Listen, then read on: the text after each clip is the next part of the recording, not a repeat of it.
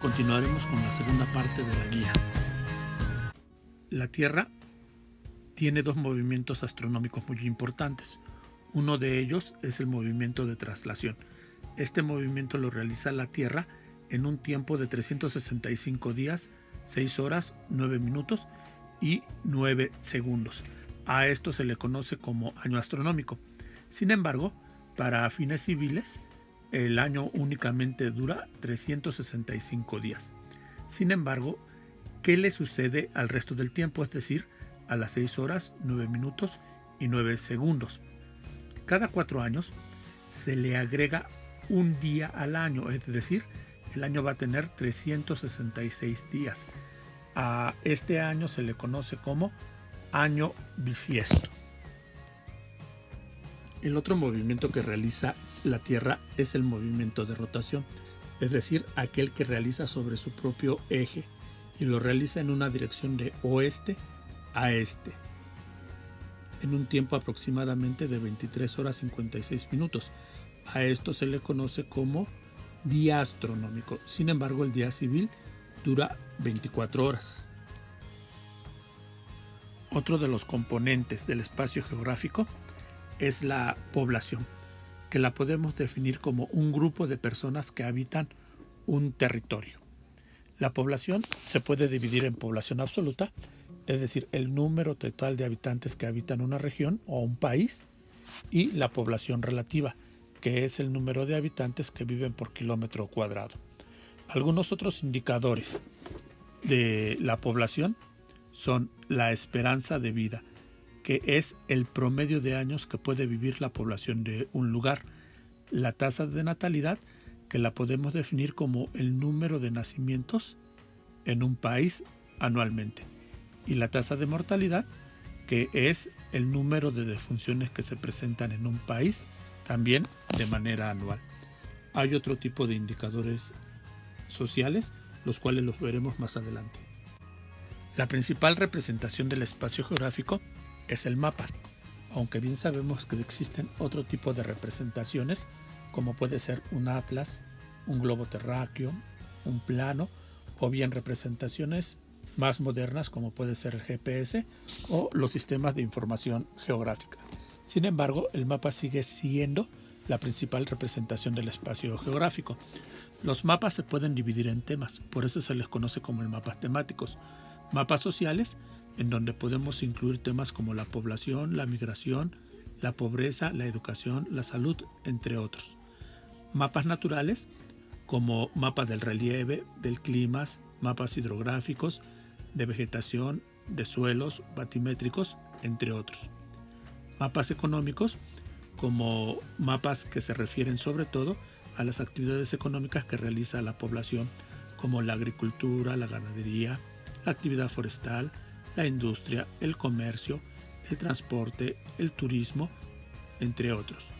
Y mapas de índole político, que pueden ser mapas de división política, mapas electorales, principalmente. La pregunta 7 a la 9 habla acerca de la atmósfera, que es otro componente natural del espacio geográfico. La atmósfera es una capa muy importante, ya que es la capa gaseosa que envuelve a la Tierra, y gracias a esta tenemos vida en la Tierra. Es una capa muy pero muy delgada, que nosotros la vemos como de un color azulado. Ese azulado se debe a los rayos que refracta el Sol hacia el espacio. Eso es lo que le va a dar precisamente la tonalidad azul a la atmósfera. Los principales gases que componen la atmósfera son el nitrógeno en un 79% y el oxígeno en un 20%. El resto está conformado por otros gases como el argón o bien el dióxido de carbono. Sin embargo, el dióxido de carbono representa un gas efecto invernadero, que es uno de los principales causantes del calentamiento global. El dióxido de carbono es provocado precisamente por las fábricas, por los automotores, que son los que emiten en grandes cantidades a la atmósfera de este gas efecto invernadero. Por eso es importante tomar medidas para evitar contaminar la atmósfera. Otro de los componentes naturales del espacio geográfico es el clima, que lo podemos definir como el promedio de las condiciones atmosféricas de viento, precipitación, temperatura y nubes que se presentan de manera constante en un lugar determinado de la superficie terrestre. Y no hay que confundirlo con el tiempo atmosférico. El tiempo atmosférico lo podemos definir como el estado momentáneo de la atmósfera. Por ejemplo, una lluvia, una granizada, una nevada, un ciclón. Estos son ejemplos de estados momentáneos de la atmósfera. En la actualidad, la clasificación climática que utilizamos es la de Vladimir Köppen.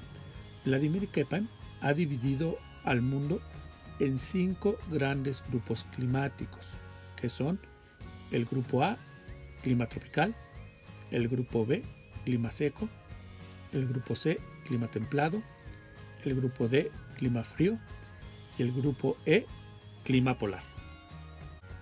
Siguiendo con los componentes naturales, no podemos dejar de mencionar a la hidrosfera. La hidrosfera es la capa de agua que envuelve a la Tierra, y esta se divide en 2, que son aguas oceánicas y aguas continentales.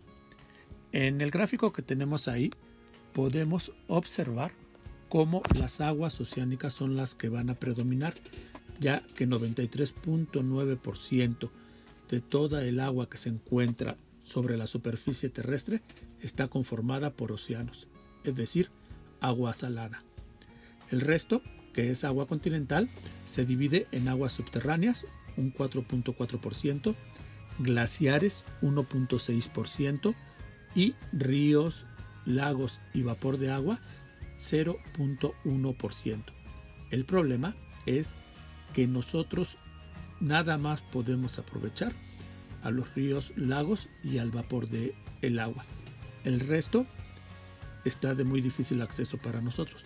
Y en lo que se refiere a el agua oceánica, esta necesita todo un procedimiento para poderla hacer agua potable.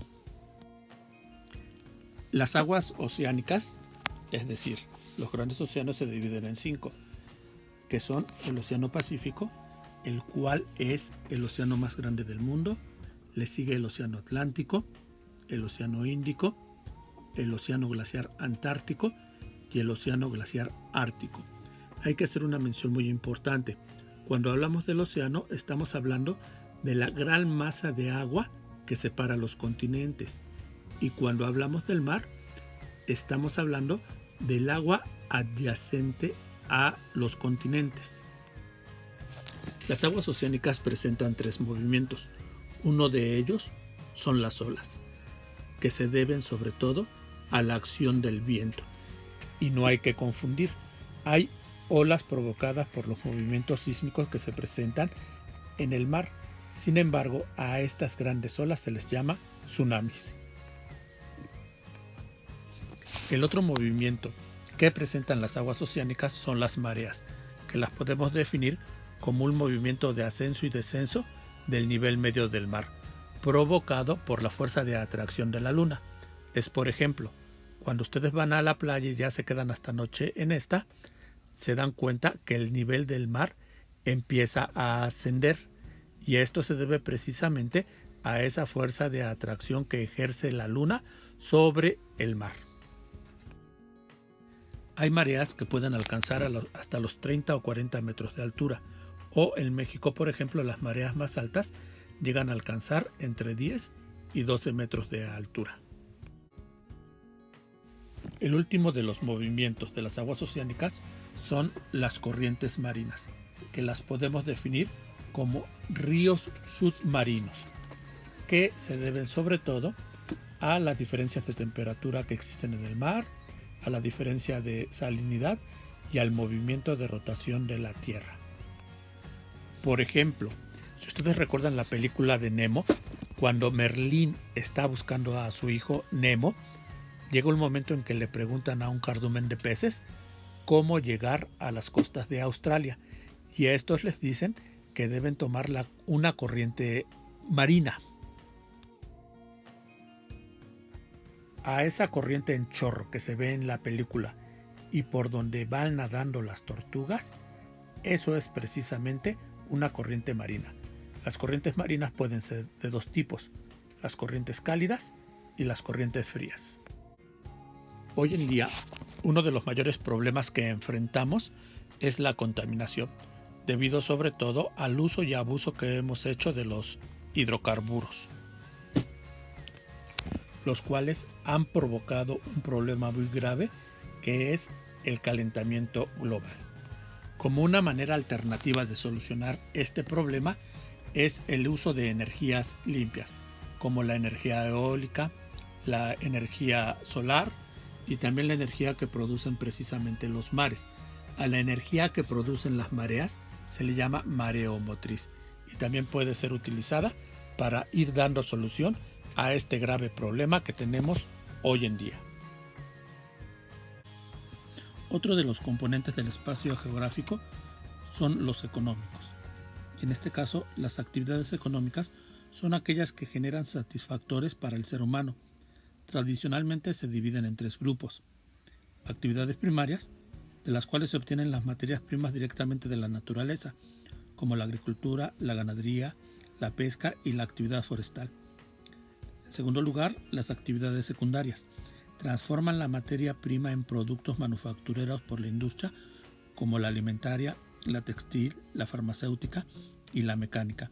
Y por último, tenemos las actividades terciarias, las cuales distribuyen los productos derivados de las actividades primarias y secundarias por medio del comercio y ofrecen servicios a la población como la educación, la salud, el comercio, el turismo, la banca, entre otros. Las actividades económicas guardan estrecha relación con las características físicas del lugar donde se encuentran. Las actividades primarias están determinadas por los componentes naturales de cada espacio, como relieve, clima, tipo de suelo, agua, vegetación, que influyen en la disponibilidad de los recursos y las posibilidades de aprovecharlas.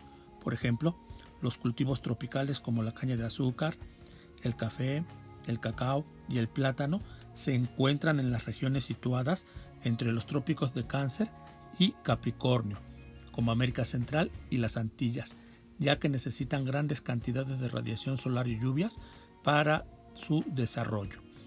En el mundo existen grandes zonas que por sus condiciones naturales son aprovechadas de distintas maneras para obtener los recursos básicos que necesita la humanidad para sobrevivir. Estas actividades económicas primarias son la agricultura, la ganadería, la explotación forestal y la pesca. Por el otro lado tenemos a las actividades secundarias, es decir, nos referimos a la industria, que es una actividad económica en la cual se transforman los productos obtenidos en las actividades primarias. Los nuevos productos pueden continuar transformándose hasta obtener bienes muy sofisticados. Cada vez que esto ocurre, ya sea por la adición de un nuevo componente, una mejora o su empacado, el producto se encarece. Las industrias se clasifican en dos grupos, pesadas y ligeras. Estos se diferencian por el lugar que ocupan en el proceso de transformación o producción y por el tipo de materia prima que utilizan. Luego tenemos las actividades terciarias, es decir, aquellas que van a prestar algún servicio. Dos de las principales actividades terciarias son el transporte y el comercio, aunque no son las únicas. También está el turismo, los servicios financieros o servicios como la educación, la salud, entre otros. Hoy en día ya podemos hablar de una cuarta actividad económica, es decir, las cuaternarias, donde la característica principal es que se basa en el conocimiento e incluye los servicios imposibles de mecanizar, tales como la planificación financiera, el diseño en general, las tecnologías de la información, la investigación y desarrollo y la generación de información. Bien, por el momento sería todo. Les agradezco mucho su atención y espero que les haya servido para poder contestar la guía. Cualquier duda que tengan, con gusto estoy para resolverla. Que tengan excelente día.